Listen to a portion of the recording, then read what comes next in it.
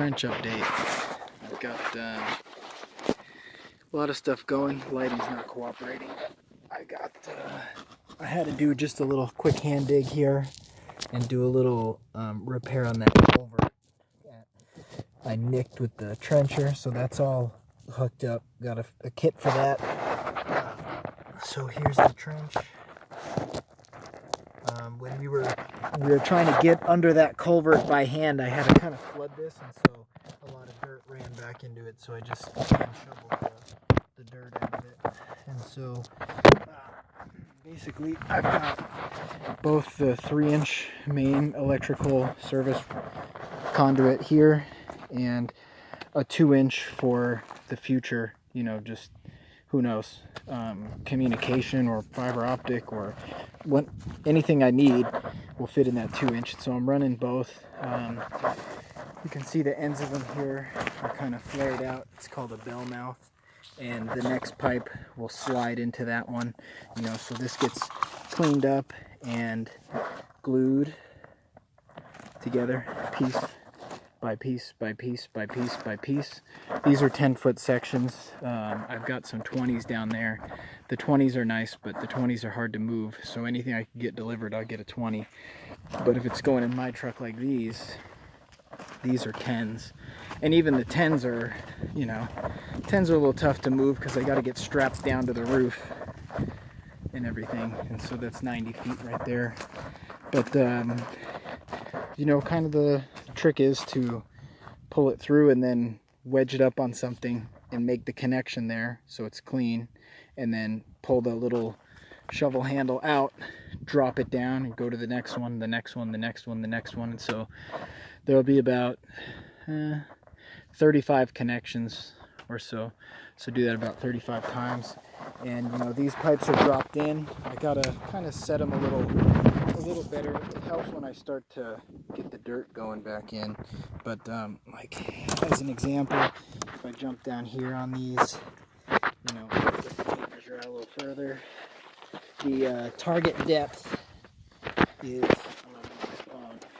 18 inches, and so, you know, I'm always pushing just maybe a little bit more than 18, and that's to the top of the pipe. So I have to run along with the tape measure, make sure I'm at least 18. The trench is much deeper back there, but here was a little bit of a tough spot. Most of this is a hand dig, so 18 is asking for a lot, and that's with the pipe. So really, to get the pipe at 18, the trench is quite a bit deeper. And then here's the connections to the house. These I just got dialed in, and so same kind of things. It's hard for me to really show you 18 here, but you know, you can get the idea here of where we're at. That was a real tough depth to hit. And so with these, I used a couple of 22.5 degree offsets. I brought both pipes in, did the offset, brought them up to a 3-inch and 2-inch again, 90 degree sweeps, which goes, this is actually another offset. This is an offset, and then it goes into another offset. It's just tough to really get them right where I need them. The reason I need them both here, you know, I could have easily put them side by side, but I'm punching these into a gutter straight inside.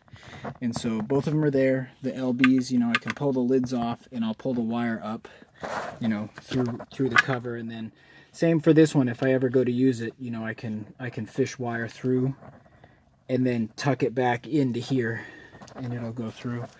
And so getting those to fit was, well, it was something. A little challenging. And then in here, you know, got a lot of the drywall cut out, but basically what I did, I cut this hole and I put in this electrical box. It's sometimes called a gutter or a trough.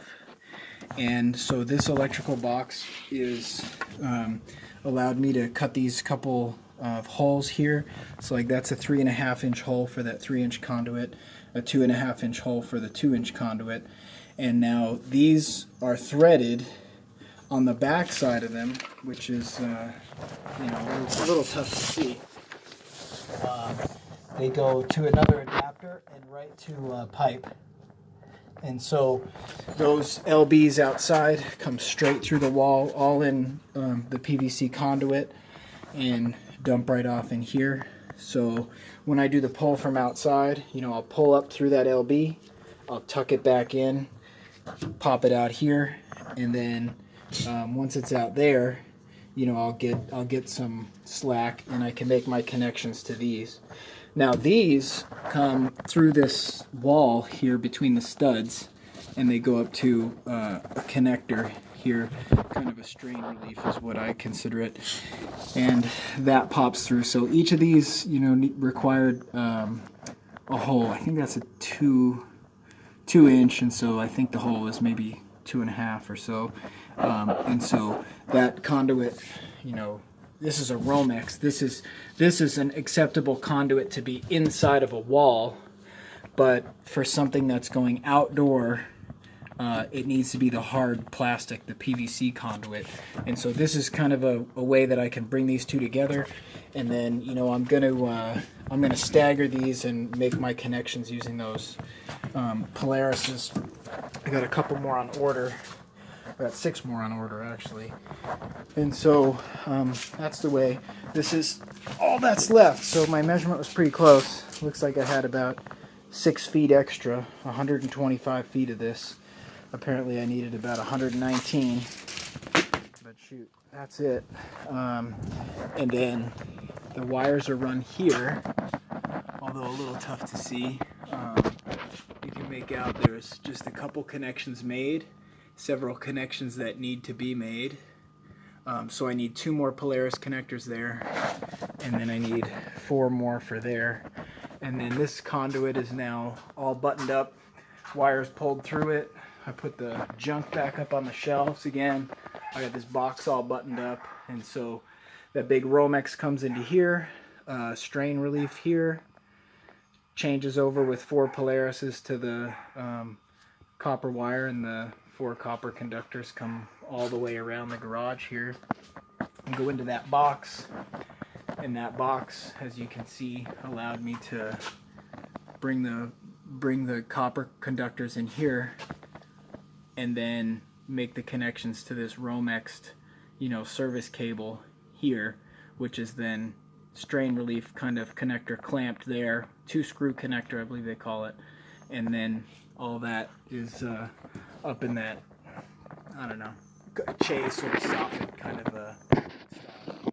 So that's where it's at. Got a lot of conduit to still connect, but it's close, and I have one rock spot that I'm gonna have to hand dig. I couldn't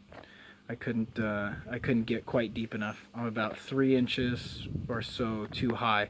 Worst case, if I can't move the rock, I can concrete over top of it, but I'm gonna get that rock out, I'm quite sure. So there's an update.